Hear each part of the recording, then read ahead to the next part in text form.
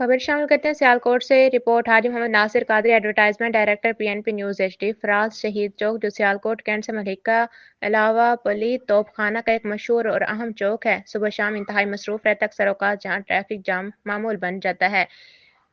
birth Gondal road पर मुतअद्दिद school और कॉलेजों की मौजूदगी के बायस गाड़ियों का रश गैर मामूली हद तक बढ़ जाता है मजीद बड़ा हैवी ट्रैफिक बशमूल ट्रक बसें लोडर और ट्रैक्टर ट्रॉलियां भी इसी रास्ते से गुजरती हैं जिसके बाद शहरियों खुसूसन तलबा तलबात को शदीद मुश्किलात का सामना करना पड़ता है इस चौक से लेकर कलमा चौक तक सड़क कई मकामात पर नाकिस और टूट फूट का शिकार है जबकि कलमा चौक की सूरत हाल खसूसी तवज्जो की